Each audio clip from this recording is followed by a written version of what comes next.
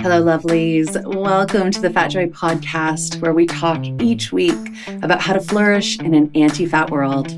I'm Sophia, Apostle, a fat person and professional coach who loves talking to other fat people about what it's like to live within oppressive systems that marginalize our bodies, and how we still dare to have the audacity and courage to reach towards our collective liberation and embrace our joy. Please know this is an adult content podcast, so there will be swears, we will be talking about harms we've experienced, and we will be rebelling against diet culture, anti-fatness, ableism, racism, etc. If you'd like to support the Fat Joy podcast, please check us out at patreon.com/fatjoy. Oh, and I'm so glad you're here with us. Enjoy. Hello, lovelies, and welcome back to the Fat Joy podcast. I'm joined today by Alejandra Porta, who I am so excited to talk to. I spotted Alejandra on Instagram, which is where I meet all my friends these days, and loved what she was doing and invited her to be on the podcast, and she said yes. So, Alejandra, welcome. Thank you. Thank you so much for having me. I'm so excited for today. Me too. We were just talking about tattoos right before we got on the air, so it's going to be a good conversation. Alejandra, why don't you start by telling us a little bit about yourself? Yes, of course. So I'm Alejandra, or I get called Ale, and I'm an illustrator and designer. I'm also the co-creator of Shine Bootcamp, which we'll talk a little bit more later. And I have a huge passion to talk about self-compassion and body acceptance and self-acceptance. Yeah, and we're going to talk about this too, but because you went through something pretty significant yourself, right? Yes. Yeah. No, go ahead. No, yeah, based on my journey, going through my journey, it really gave me a purpose of really sharing the tools that I learned in the center that I went, which led me to create a journal and an affirmation set. And yeah, I had like a clear mission after going through this myself. Oh my God, I just got goosebumps. I love that. And it's beautiful. Like the illustrations, the colors, like it's so beautiful. I can't wait to share it with everybody. But let's start with your relationship to the word fat, your journey towards that word. Tell us about that. Yes. So I went 3 years ago. I put myself in an eating disorder recovery center, and I was there for 2 months. And until I went to that center is when I realized how much fat phobic I was, and how I had created this whole fear of becoming fat throughout my whole life. And it came to be from like comments from family members or what we see in society, like who are the people that we see on TV, who are the magazine covers. And I really started to have this healing process with the word fat and now I feel really proud of being in a bigger body, and I really embrace being fat because I think it's really like breaking the norm. It's like not trying to fit in a mold that society has told us that that's what needs to be beautiful. And it's really about embracing how we are now in the body that we are now and trying to live life to the fullest. So I constantly try to challenge myself by doing like surfing. Here in Nicaragua, and surfing is really accessible. And earlier this year, I lived in the beach to learn surfing, and it really puts you into test because there's a lot of inner fat phobia that sometimes still comes. That you're like, oh, I'm going to fall because I'm fat. But I just reframing and being like, no, I'm going to fall because I haven't done surfing ever before. And it's completely human to fall. Or yoga. I also did a yoga teacher training, and everybody in the yoga teacher training was in a smaller body.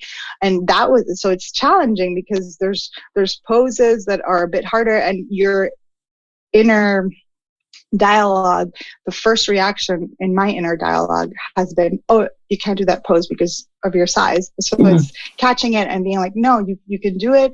You just haven't been stretched enough, and that's why it's hard. It has nothing to do with your size. So I'm really proud of myself, because I think 3 years ago, I was always really hard on myself for that. So yeah, so now in conclusion, now I'm really proud of being fat, and I say it proudly, and I try to always challenge that inner fat phobia that comes sometimes. Yeah. Oh, that's amazing.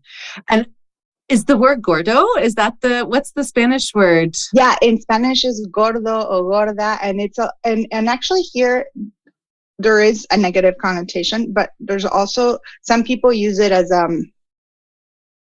a way to call, as a nickname for people in a sweet way.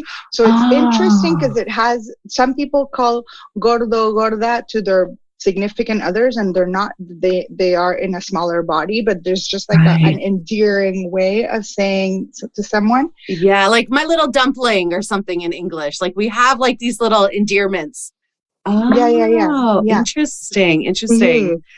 Oh, what you said about the immediate thoughts that you used to have with that internalized fat phobia, and how you've learned to catch them. First of all, notice them. Second of all, catch them. And then third of all, change them. That's huge. That is a lot of work. So I'm so excited to go a little further into that with you, because my hunch is that, like you said, 3 years ago, you checked yourself into an eating disorder recovery treatment program. And so if it's okay to share, if you want to share, did something happen that sparked it? Like, yes, I was in a really unhealthy, in a really hard relationship. Like, my partner was someone that would comment on my body size, would comment on what I would eat. And it triggered, growing up, okay, if we start from the beginning, growing up, I think you could see that there were some red flags that I was paying too much attention in my physical appearance. Yeah. From when I was like 9 years old, I would be really worried. My parents split up, and my dad lived in Europe, and I went to live with him for 1 year. And then I was so fearful of coming back to Nicaragua, thinking that I had to gain weight. But I was 9. Like, how much weight can you really gain at 9, right? So it must have come from maybe a comment that I received earlier when I was younger, or maybe observing how other people refer to about other people's bodies. That's why it's really important not to comment on the physical appearance of the bodies, because you never know. Every kid is listening and taking that in. It's true. You could see some red flags that I already had a complicated relationship with myself and my body image at a really early age. And when I was 16, I changed schools, and I started going out and drinking more. And I developed like an eating disorder, like a bulimia. Like, I would force myself to throw up, to not get drunk. And then it kind of got triggered into every time I would overeat, I would eat. So, and then I stopped because I ended up going to study to Toronto University, to OCAD, Ontario College of Art and Design. And I lived with a family, and I was embarrassed, and I didn't want them to hear me. And I stopped on my own, but I still had a complicated relationship. Like, every time I would come to Nicaragua for vacation, I would be terrified of coming home, because my grandparents would comment, "Oh my gosh, you've gained so much weight." Yeah. And obviously they would also be really happy and welcoming, but those comments would really, maybe they said it once, but they would really stay ingrained. And it put a lot of weight into my value as a person, was really connected with the size of my body. Other people's perception of it, right? Yeah. And I really had, and there was this exercise. Okay. So growing up, I guess my relationship with food has been complicated. I would do all sorts of diets, always trying to lose the extra pounds that I had gained while I was abroad every time I would come home. I'm curious about the role of your parents in this, like as they were watching, because you get, again, at 9, you were going back and forth between, Europe and Nicaragua. Like, were they worried? Did they talk to you about it? Like, how did that go? They would comment. They would comment 100%. My mom has always been in a smaller body, really slim, her whole life. And I think in her, she every time I would gain weight, she would get worried, really worried, and would have a conversation with me. Like, I have a moment that I remember, her asking me to weigh myself in front of my stepsister. And when the number came, she was like, of course, you're weighing so much. This is the heaviest that you've been. You should do Weight Watchers. I'll pay for the first month. And she would sometimes, as a way of incentivizing me to lose the weight, she would reward me with like, she has a jewelry store, and sometimes she goes to buy jewelry in Miami. So I'll pay you to come to Miami if you lose this amount of weight. Yeah. So without knowing, she was attaching this value on being slimmer. And we've talked, and there's been a lot of healing with my relationship with her. And I know that all of these comments is like, they were worried, and it came with the best intent. Right. But it really hurt me and created a lot of meaning in it. And then I dated this man who was he really wanted us to be this fit couple, in quotations, and did triathlons, and he was vegetarian, a really strict vegetarian, and we lived together. And I started gaining weight in that relationship, and he would comment. He started commenting it, and I just was in a really dark place. Like, I was feeling really lonely and sad and trapped, and it really led me to be like, okay, I am so fed up of trying all these exercise routines, all these diets, I tried everything. I tried juice cleanses, sugar cleanse, going a whole year, paying a whole year in a bar studio to get the best body, in quotation. Yeah. Literally every new thing that would come, I would try. And I remember, like even exercises, I did spinning, kickboxing, Muay Thai, running. I ran a half marathon. Like, there was all these things that I've done, and I never felt enough. After doing all of that, that feeling of never feeling enough was really strong. So that led me to be like, okay, I really need to get help. Like, this is something, it's not going to get fixed with seeing a nutritionist. Like, I saw many nutritionists, I saw many therapists, but they were not necessarily focused in eating disorders. Yeah. Can I ask a question about that? Because then we're going to the eating disorder. I'm so fascinated. So I love just the list, right? I think so many of us have lists. I did these 20 things. And did any of it, or did any of these experts, these people you consulted, did any of them say, hey, you know what?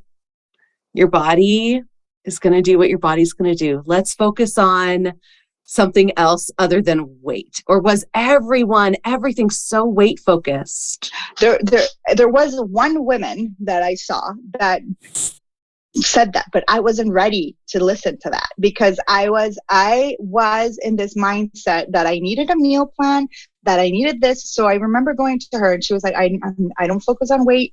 Yeah. I'm all about intuitive eating. And I was like, but I need a meal plan. And I ended up stopped going to her because I wasn't ready to work on that way of doing it. And with therapy, I think, well, first it's expensive to do therapy. In Canada, it's really expensive. So I couldn't and I wouldn't necessarily, I would do one session here and there. It wasn't always long enough to really go deep. So I did at one point, I did try to focus on therapy that was focused on eating disorders, but it was hard to book this person often. So yeah, so I think it's really important to spend time, like a chunk of time. Like, so for me, I found this center, and it took me a year to go, because they were like, you need to stop working. And I was like, how am I going to stop working? How am I going to ask? How do you pay your bills? They wanted you to stop working. I lived there for 2 months in this place, but it was really scary to do. And that's why it's also like, it's a huge privilege to be able to, one, afford the center, then be able to not work. So I talked to my job at that point, and because it's in Canada, they had a really good mental health policy, and they allowed me to leave for 1 month for the 2 months. And I was getting paid some sort of like insurance that it wasn't my full salary, but it was like enough for me to not like. Oh, like a short-term disability? Is that what it was? Yeah. Mm-hmm. And I used part of my savings, and my mom also supported me. She was like, I'll pay for half of it. Yay, Mom. Mm-hmm. So it was a huge like team effort. And I originally was meant to be there for 1 month. And then on the third day, I was like, no, I need 1 more month. Like there's so much that I need to unlearn and really uncover. So for those 2 months, it was amazing because you're working with a group of therapists, and every day I had a session for 2 months. So you really go deep to uncover things that I was holding on to, like a lot of guilt.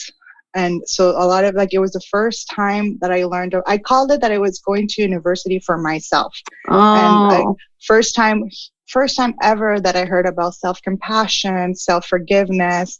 The first thing they did when we went to the center was to sign a contract that said you can't talk about numbers like kilometers or kilograms, and you can't talk about food being good or bad. All food here is legal.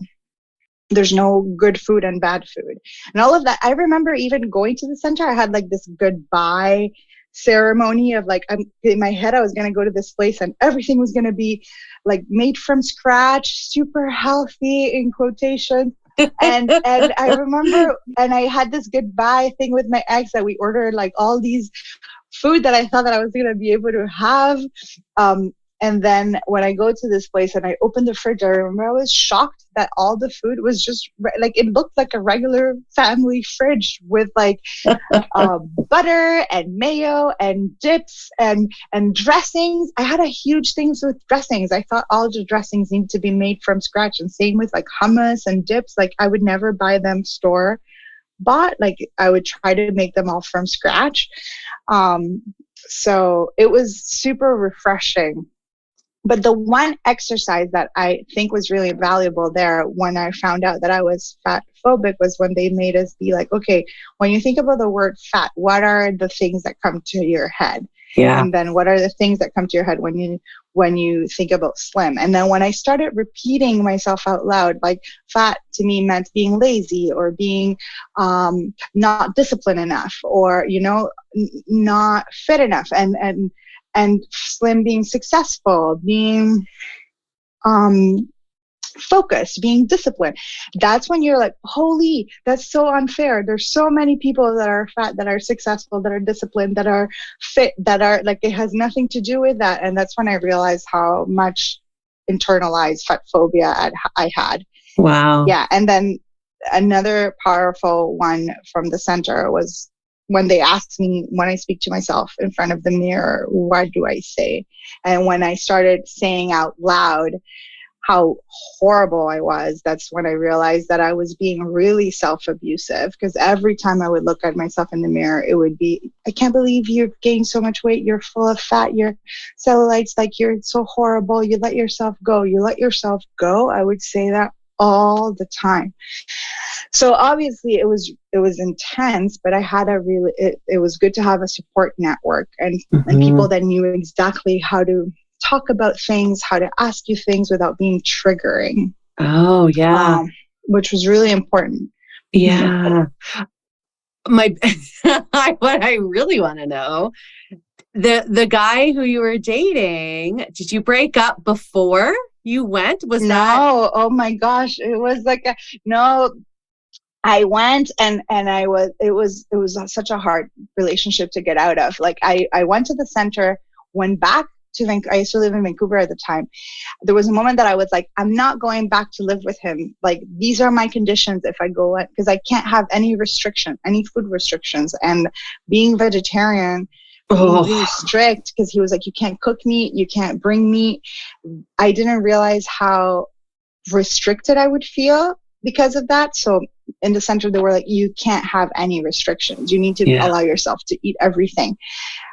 But I somehow got wrapped up and ended up trying to give it another shot. I ended up getting engaged after the center.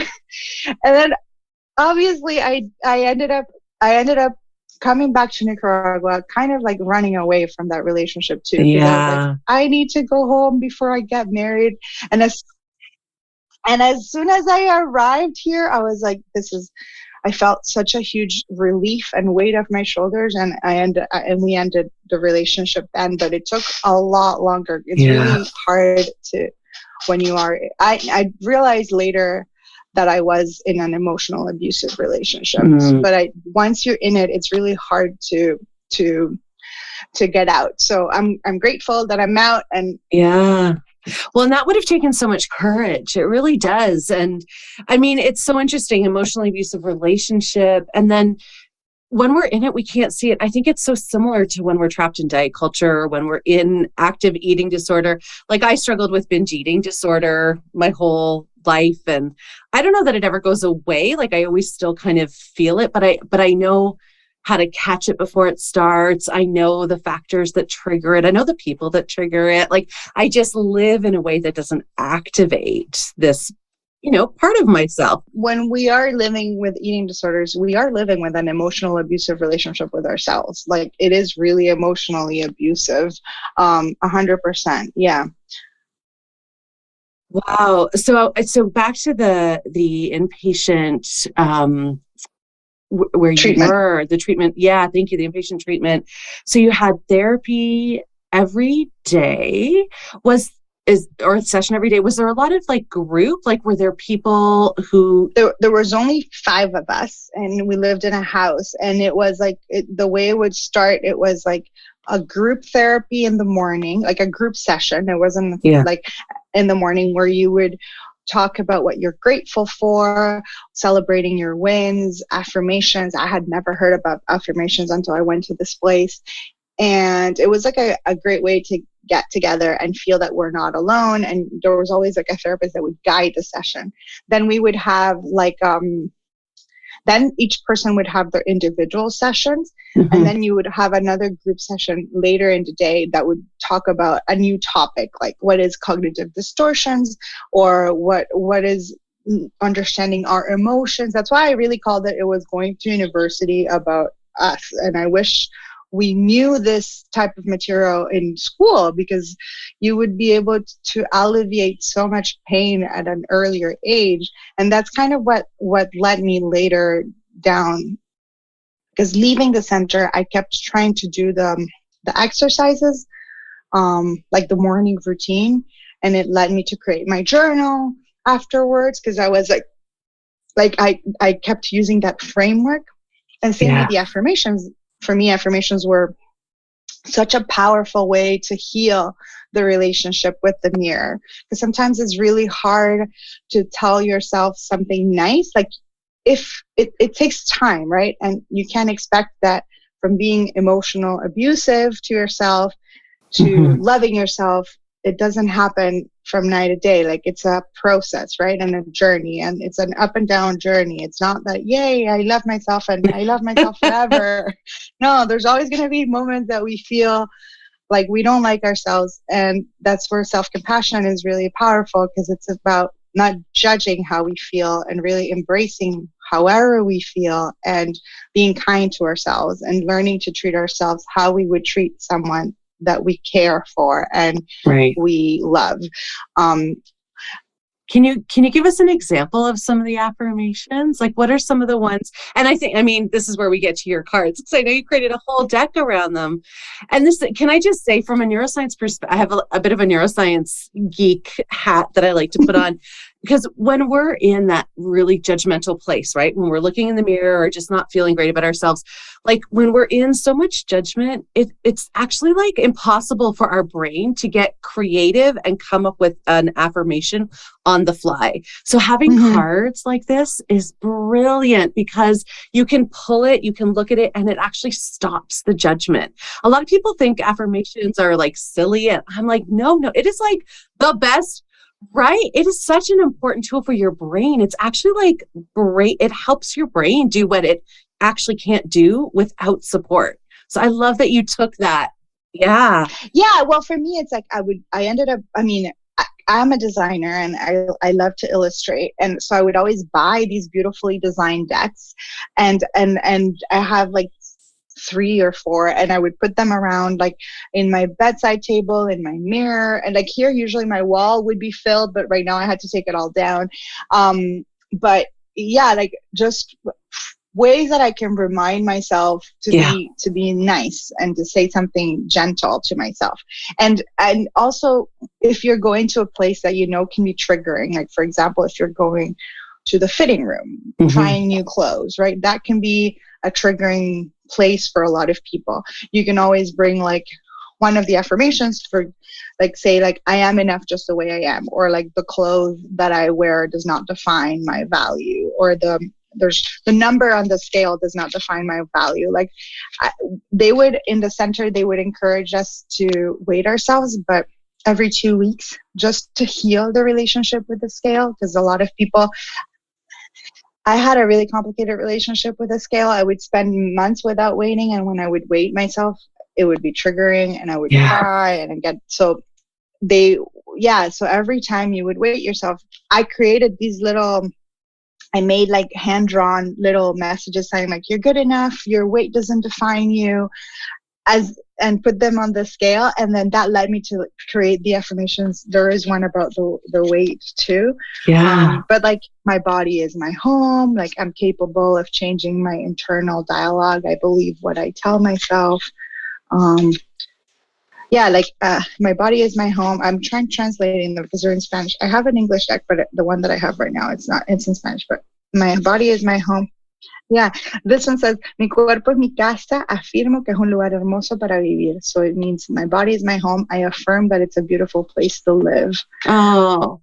Wherever I go, I know I'm home because I'm in my body. Yeah. It's been, releasing them has been beautiful because a lot of people here, for example, here in Nicaragua, that maybe had never heard of affirmations are buying them and like sharing, and they're becoming little gifts. So it's been such a beautiful project because it's really like a dream of mine to create my own deck. And I did a illustration series called 100 Days of Brightness on Instagram, where I would illustrate a story and then share the story. And when I was thinking of doing the deck, I was feeling a little bit overwhelmed because I was like, I need to illustrate 50 things. But then I realized that I already had done these illustrations when I did my project. So I just kind of took them and picked affirmations, which were things that I would tell myself to encourage myself, and then created the deck. Amazing. And they're so beautiful. The illustrations are lovely. Wow. Do you find, I'm super curious, is it the illustration or the words that help you?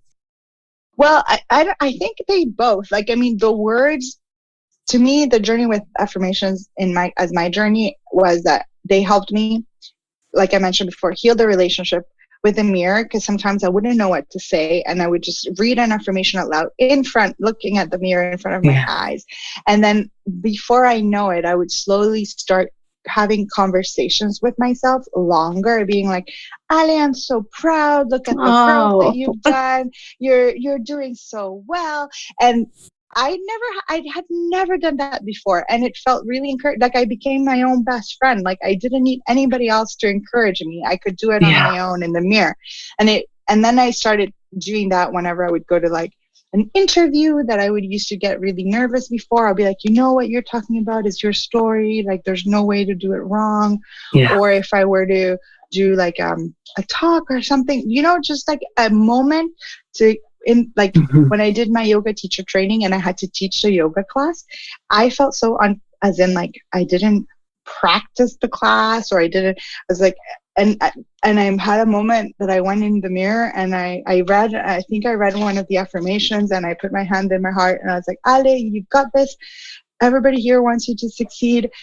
There's nothing wrong if you read your notes. Like just breathe, everything will be fine. And I felt so calm when I taught the class because I wasn't putting so much stress on it. Yeah, that's such an important skill that you develop to like go from stressed out and judgmental to like what I hear you say is like grounded and connected to your most resourceful self, your most confident self. And then like being able to make that switch, that's a big deal. That's a big skill to develop.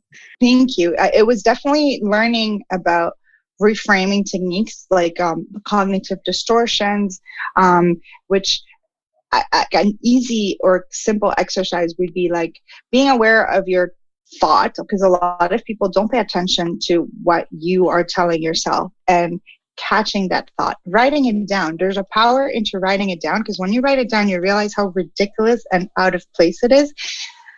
And then you can use the cognitive distortions, which are ways that you can categorize your thoughts, that you are not your thought, and that it's a distortion. So it's like you're either catastrophizing when you think that the world is ending, or you're generalizing, you think, like, I'm so lazy, or I'm so slow, when it's only one incident.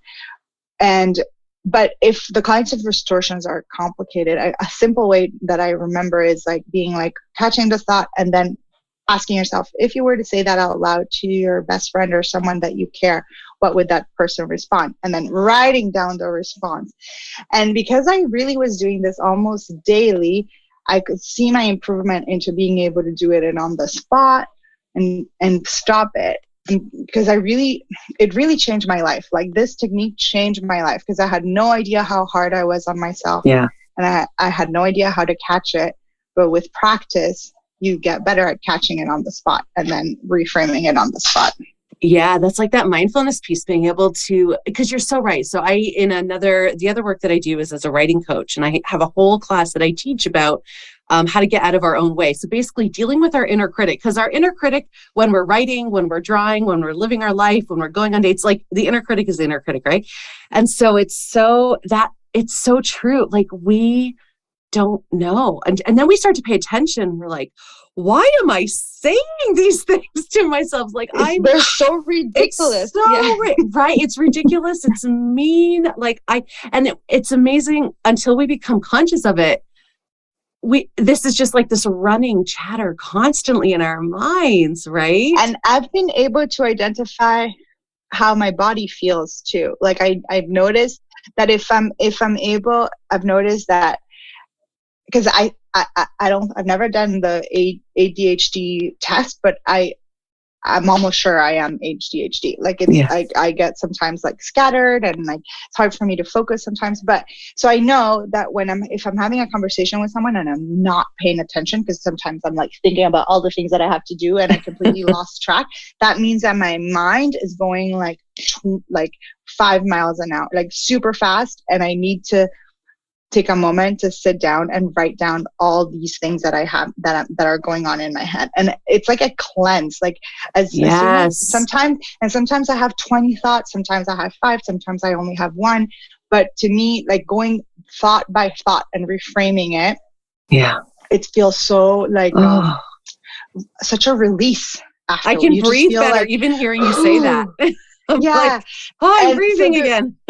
Every person would have their own way of recognizing when that's happening, but that's one that I would notice. Or if I feel like I'm being more anxious, like maybe biting my nails, or touching, like fidgeting with things. It's like okay, I need to take a moment to really like do like a brain cleanse in a way, and like brain dump all my thoughts. And yeah, it's automatic for me. It's been automatic. How I feel afterwards is really powerful. So when I did the journal, I really made sure, because that was not part of the routine. We would do that exercise like maybe once a week to write down all our dialogue. But when I designed my journal, I made sure to include that as a daily thing, because to me it was super powerful. And I was like, more people should know about this, because it's really effectful. It's really effectful if you spend the time. Yeah, absolutely. Oh, wow. Curious about how being in this eating disorder recovery program shifted your relationship to food. Oh, of course. Yeah, it was a huge shift. Like before, again, I used to have so many rules around food that I still have sometimes. Like, again, same with like the fat phobia or even self-acceptance. There's going to be things that are so ingrained that takes a little bit longer to heal. But yeah, my relationship with food I used to be so self-conscious of everything. And now it's being more like, letting like not worrying so much. Like there's nothing wrong if one day you felt like eating a burger and you ate it fast. I used to be like, I didn't practice intuitive eating. I wasn't mindful when I ate my chocolate. And the nutritionist was like, you are practicing intuitive eating. It's really about being self-compassionate and like just being aware, instead of judging yourself for eating the chocolate so fast, is being like, okay, why did I eat it how am I feeling that? But not looking at it from a place of judgment, but more like an observer of using it as a hint of like, okay, this happened. This is a hint that maybe I need journaling, or what do I need to feel better? Almost like an alert signal for you. Yeah. Using it as a hint, using like, or similar to what I was talking about, listening to your body when I know that my mind is going 24/7. It could be same with food. Like sometimes maybe I ate something super fast and I used to be so hard on myself for it. Now it's like, no, maybe I'm anxious about something. What can I do? Or maybe there's something that I need that is not being met. Like maybe I just need to hug myself, or tell me that I love myself, or that, go to the mirror and give me some words of kindness, or so it's like what you did with surfing. I didn't fall off the surfboard because I'm fat. I fell because this is my second time surfing, Yeah. So with food, it's been the same. It's literally, I think this whole process of healing your relationship with body image and food is really life-changing, because it also teaches you to heal your relationship with people, setting boundaries, with money, being, asking for what you need. Because I think at the end of the day, the root is really more working on your, like, understanding that your value has nothing to do with the size of your body, the job that you have, the money that you make, all these external things that we put so much pressure. And it's really about being okay with who we are wherever we are, right?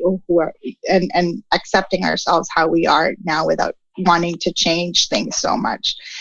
That, to me, I think it's the core of which I think before I would always want to change something, either my body image or even my job or my relationship, or, there was always something that I felt that I wasn't enough, like feeling, no, Ale, you are enough just with what you have. Yeah. It's such a rebellious thought too. I'm the same. I grew up very much believing that I had to earn worthiness in a variety of ways, the best grades, the most athletic, body stuff for sure, body size, all these types of things. And to actually realize, and it's funny, this is my affirmation that I say constantly, because I'm still deprogramming it, is I am worthy exactly as I am. I am worthy exactly as I am.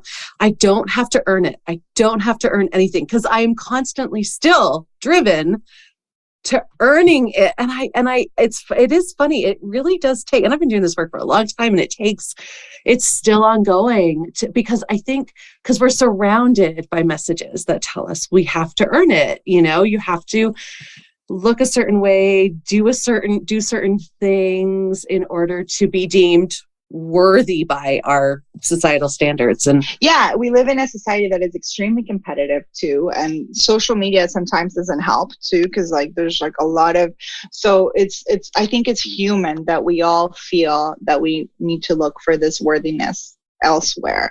But I think you touched something really important, which is, when I left the center, that was really challenging, because I was in this space that was really safe, where everybody knew how to say, so it felt, I felt amazing. I was like, I'm great. This is going to be awesome.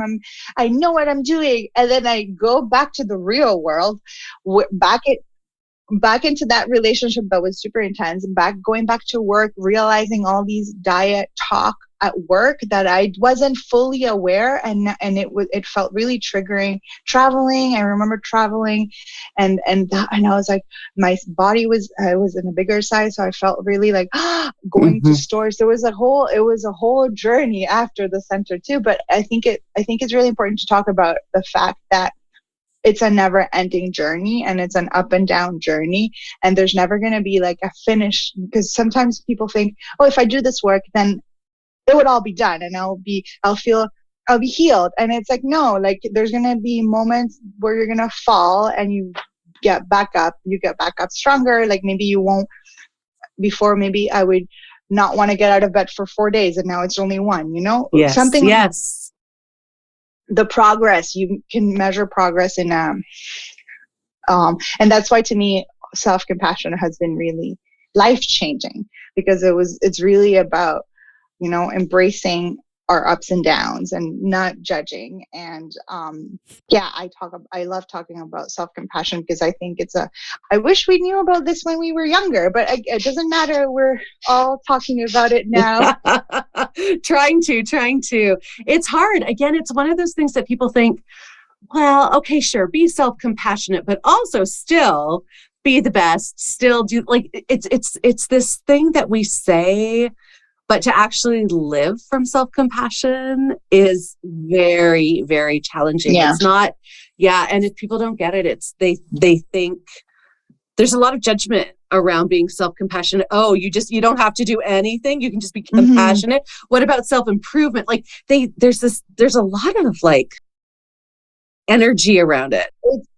It's really interesting, because it's proven that the people that are more self-compassionate are actually more successful, because they don't compare themselves. They don't let, you give yourself a break when you need to give yourself a break, and you're being more productive because you're listening to yourself and putting more boundaries. So it has a lot of qualities that are really powerful. Yeah, it's so true. It's so true. I love that you bring in self-compassion. As you kind of went back into the real world, the re-entry, I've done a number of different types of programs where we spend a lot of time together. And again, like you said, this very safe space. And then we talk about, okay, so let's get ready, because we're returning to real world where not everyone thinks like us and knows the right thing, like you said, the right things to say and how to say them. And I had one leader who always talked about Bloody Monday, because we always ended the program on Sunday, and Bloody Monday was her day that she knew her family knew, don't talk to her.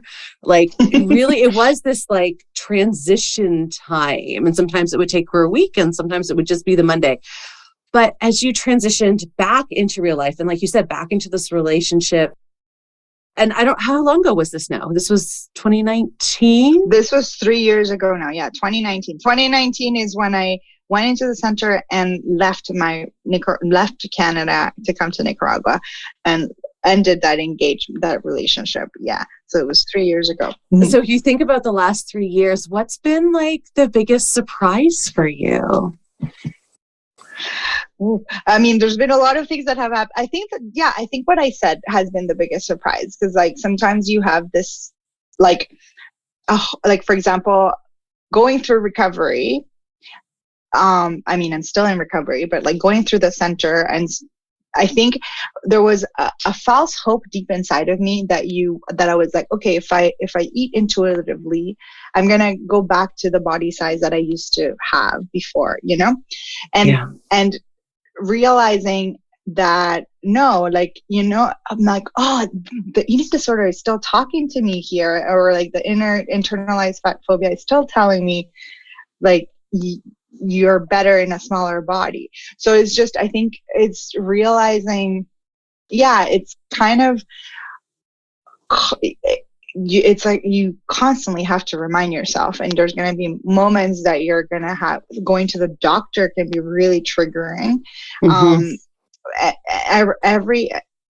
went to the doctor last time and it was fine, but the previous time was so triggering. I felt like you go back to old habits of like, I need to talk to a nutritionist because I need to change my whole diet, and I need to go talk to a personal trainer because I need to work out more because, so it's like so intense. So in that moment, I've learned to equip myself with certain people. Like I still have sessions with the therapist at the center, but like with nutritionist, I had a session with this nutritionist that was into a freaking out, panicking mode, and she was like, Ale, you're doing fine, you don't even need to see me anymore, you're eating well, like it's all good, you don't need to change anything. And you're like, okay, I don't need to. But I think it's remembering that these patterns will come, and being able to have certain like group of people that that are going to tell you the right thing at the right time. Yeah, it's like your support people and then your support strategies. It's like you need both. You need your people and you need your strategies. I'm super curious about, especially because you mentioned your mom a few times, and that she was, again, unknowingly about her impact, was one of the people that kind of propagated this and had you feel really bad, or not bad. I shouldn't say that. I don't want to judge, but like just comments like that. We would just, I mean, my family's the exact same. There are these comments that are made. But then, obviously she supported you through this financially and afterwards. Like you mentioned boundaries too. I'm really curious. Did she have to do some learning? She had to do some learning, 100%. And that's another thing that I think it's important to learn and understand, that because you went through that journey, it doesn't mean that other people are going to catch up to you in that journey as the same. Like it's a process. Like I've lived here. They didn't go through it. My parents, like I've lived here back home for 3 years now. And I'm like, they still say things that I'm like, oh my gosh, haven't you lived with me? So, and don't you listen to all the lives that I've done or read all my Instagram posts? Like, shouldn't you know better? Deeply relate. That expectation, I think it's important to be like, you can't expect people are going to change or they're going to do the inner work that they need to do. Oh, but I want them to. This is my struggle. I know it's a struggle, but it's also like, I've learned to like, let it be, like I'm not the one to change them. They're going to do it at their own time. I don't want to spend more energy in that space because sometimes it can be hard. It's hurtful. But yeah, with my mother, I had to set a boundary with her because even after all of this, I came back to Nicaragua and she kind of was insinuating for me to lose weight. And she was like, why don't you do this? And why don't you do that? And I had to tell her, Mom, I know that I'm the biggest that I've been, but I tell you that it's the happiest that I've been with myself. And I want you to stop commenting and to, I'm just not going to do any of that. But I had to be upfront and I had to tell that to my parents, right? My dad and my stepmom being like, boundaries with food or commenting, hey, like when I'm around, I would like for you not to talk about, because it's so common here. People, they are like, oh, like not even about me, but like about my dad, my stepmom to my dad being like, you shouldn't eat that. You shouldn't eat this. So I had to be like, when I'm around, I don't want any, like, there's no rules around food. So being clear with those boundaries to protect yourself. And sometimes people are not going to be good with those boundaries, but that's more like their thing that they need to work on. Or also learning to try to not get so triggered. Like for me, like I remember one aunt, without me asking, she kind of gave me all these tips of this diet that she was doing. And, yes, let me tell you what I'm doing. Yeah, and I was like, you know what? I'm going to listen to her, and because I know that it has nothing to do with me and it's more her that she needs to work through that. And she hasn't had the privilege that I've had of going to the center and being in this place.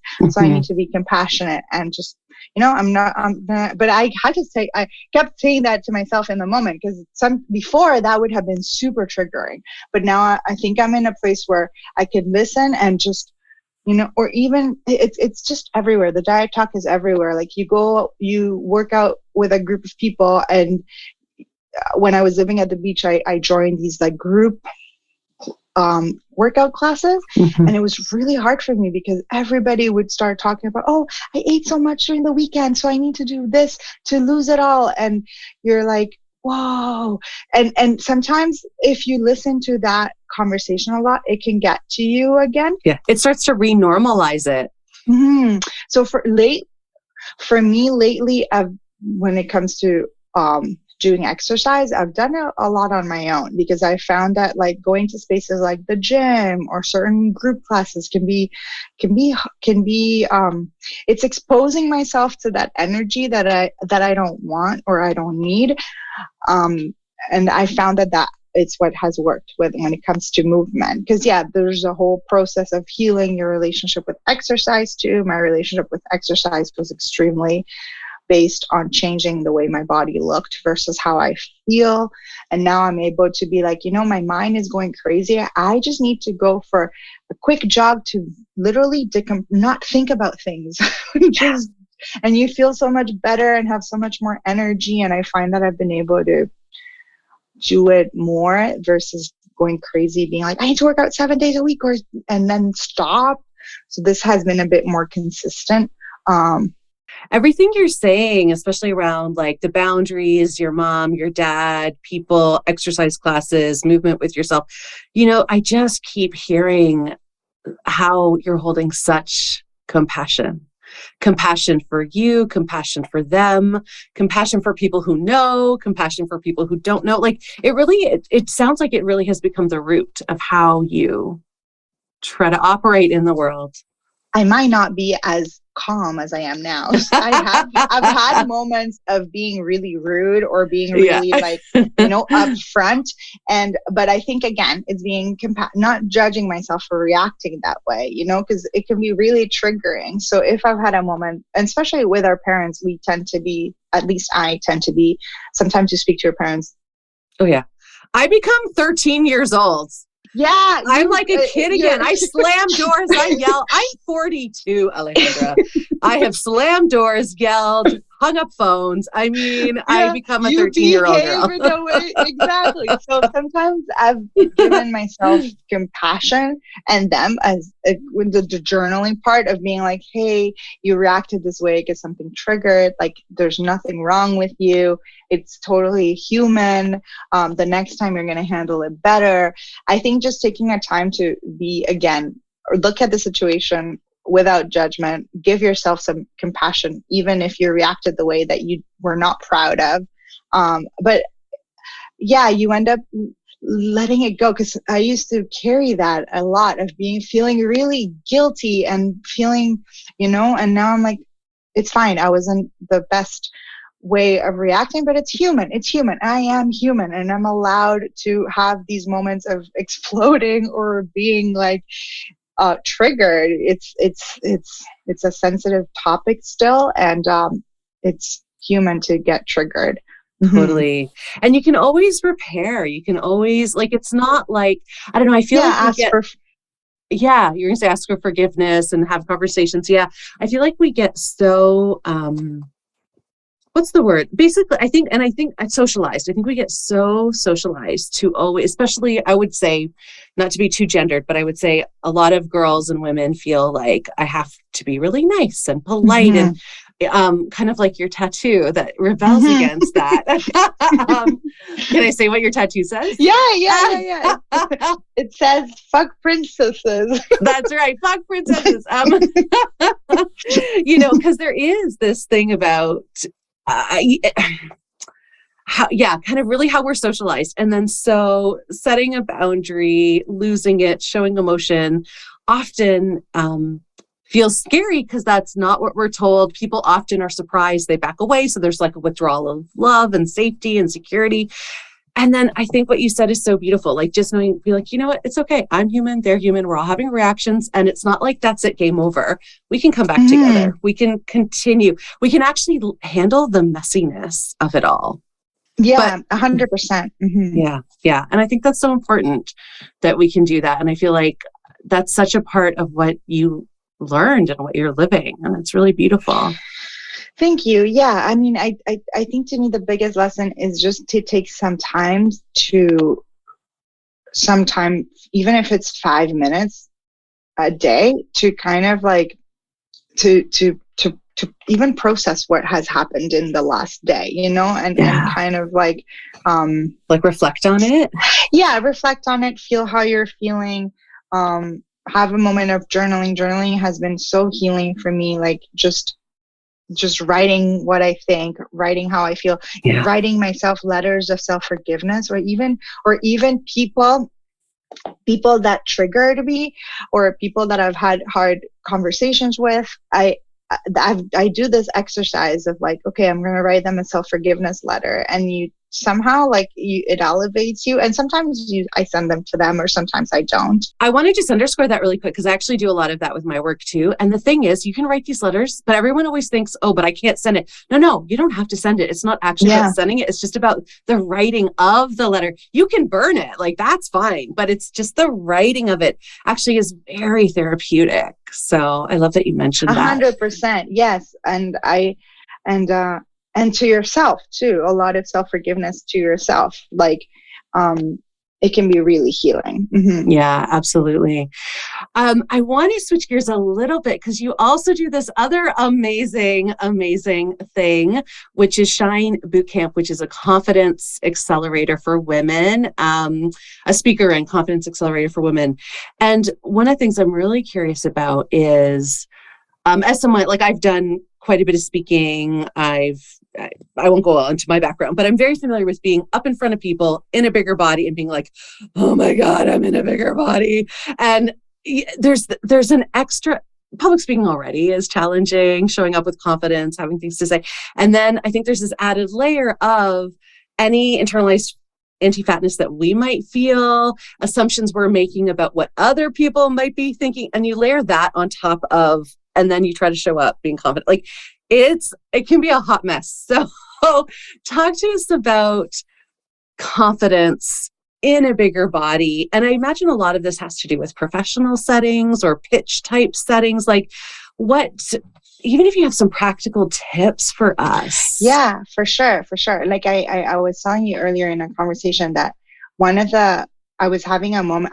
I got invited in my old school to do, this was in the pandemic, so it was all virtual, to do a live interview, but they didn't want to give me the questions ahead of time. And I was feeling extremely nervous, being like, oh my gosh, I've never done a live interview. What if they ask me this and I don't know how to answer it?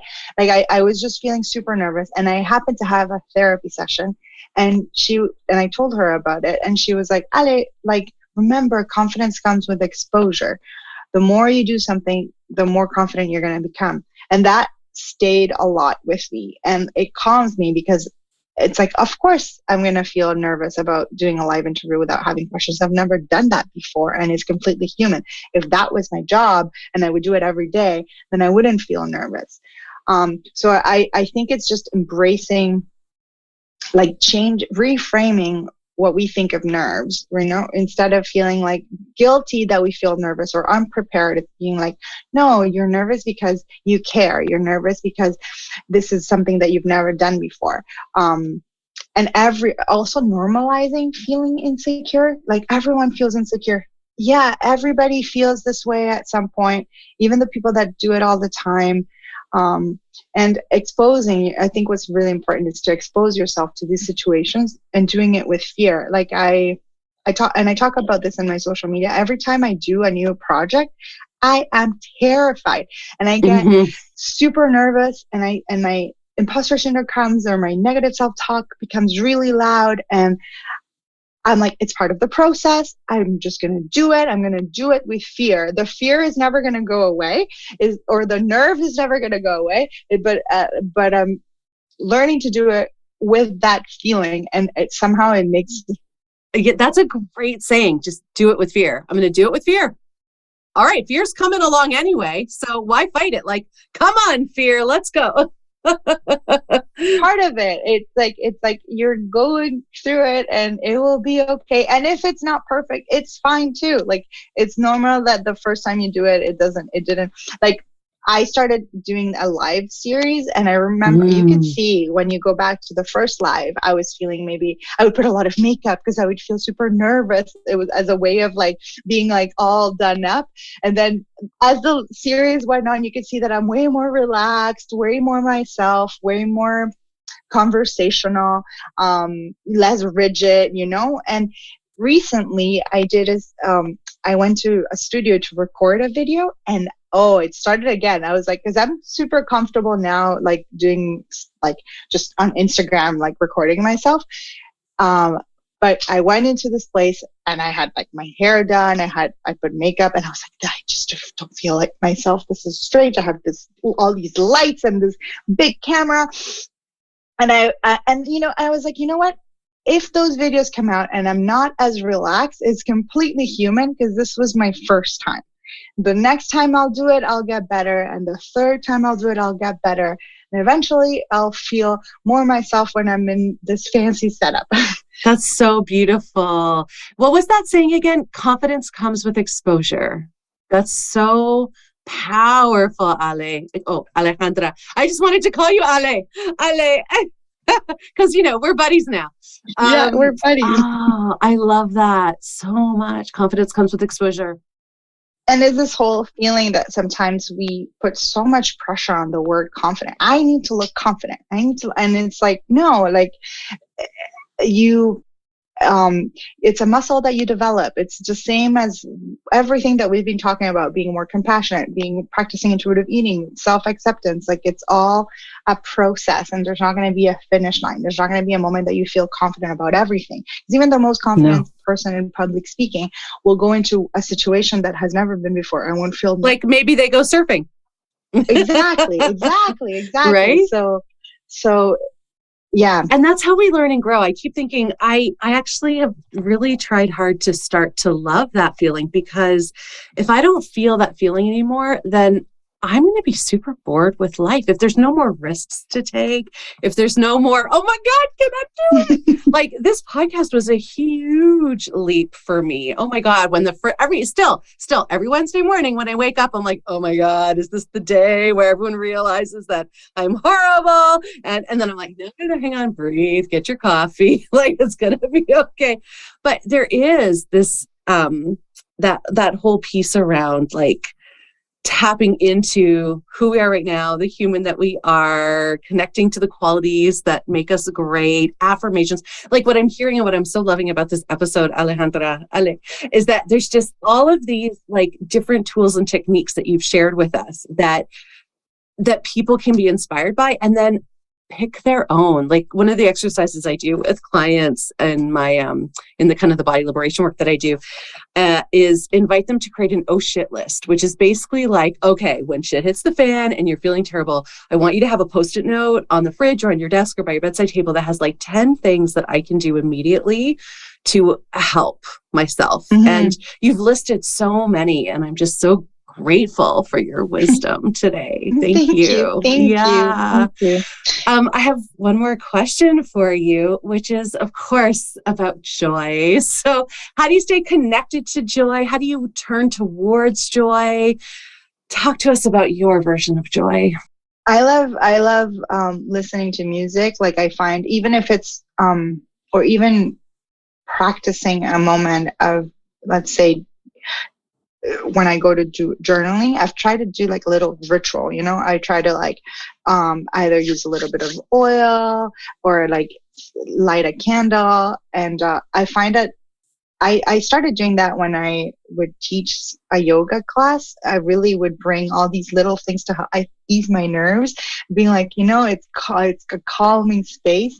And I found that. And then I was like, I should do that when I journal, to give, it's just like a moment to treat yourself, even if it's for 5 minutes, but you make that whole like sensorial experience. Creating a sacred space. Mm-hmm. So creating a sacred space, putting a little bit of music.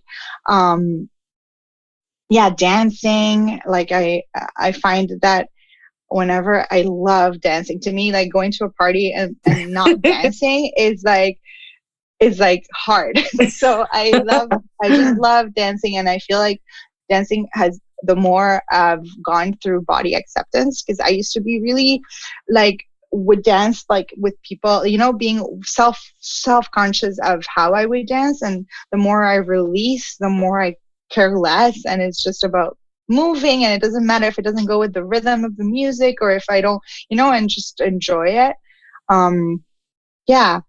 So I find, like, for me, finding joy is really spending some time to, again, do the whole cleanse of and giving myself grace. But sometimes it's hard. Like, I know that this is hard to do every day, but yeah. Do you try to do it every day? Like, do you have an intention? I try to. I feel like this month, for example, I haven't been as good as like writing in my journal. But again, the journal doesn't have dates, so it's meant for you to pick it up whenever. Beautiful. The whole thing is being compassionate. And I recently did a challenge, a 12 days for you challenge. And I even had a struggle with the word challenge. Like, it can be really triggering, the word challenge, because there was always fitness challenges or eating challenges. So I was like, I don't want to call it challenge, but I kept being, no, it's like reframing this word challenge. It doesn't need to be a triggering word. It could be, we can do a compassionate challenge. It could be, it doesn't, if you don't do it one day, it's fine. You do it the next day or the next week. You could do it at your own pace. And I kept saying this. So it's the same with me practicing joy. Like, if I don't do it daily, it's fine. I'll do it whenever I need to do it. I love that so much. Permission to not practice joy every day. Yes. So good. Oh, Alejandra, thank you. This has been such a wonderful conversation. I'm so glad we got to spend some time together, and I got to hear more about your life. You're such a delight. Thank you. Thank you. Thank you so much for inviting me. This has been wonderful.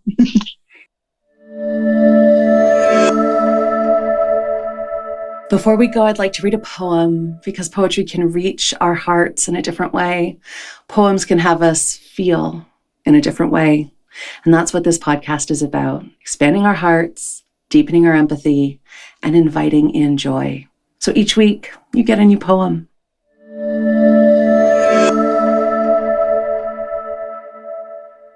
Today's poem is called Ode to the Jaw, and it's by Therese Gleason. And I love how irreverent, but also deeply earnest this poem is. I find each word is so beautifully chosen. You actually, it's like a workout for your jaw even to read it. And that intentionality, that choice, the choicefulness of it really feels connected to the intentional steps of Alejandra Porta's journey with her eating disorder. And so that's why I chose this one for Alejandra's episode. Here it is. This is for the twin hinge, hardest of bony workers, gatekeeper of body and mind, guardian of the toothed cave, vestibule for breath and sustenance. Puppeteer behind the scenes, you crank the red drawbridge open and closed, sheriff of the mouth, keeper of speech, teacher of suck and kiss, clamp with damp lips. Is it any wonder you yawn and ache?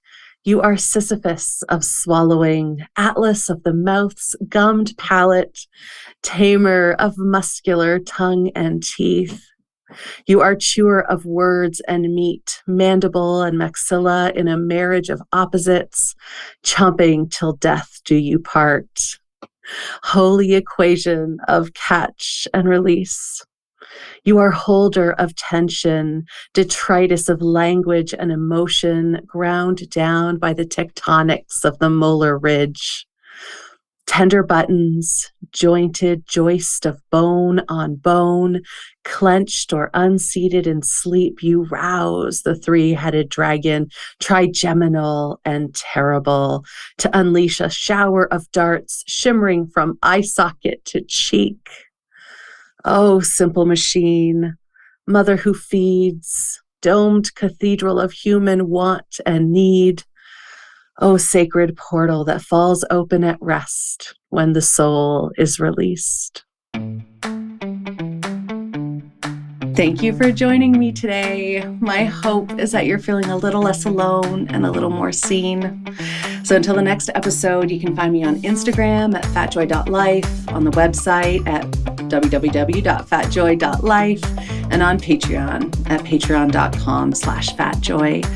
Please don't forget to check out the show notes for how you can connect with my amazing guest and for the links to the poem. All right, lovely. I am sending you off with my wishes for an abundantly fat joy day. Talk again soon.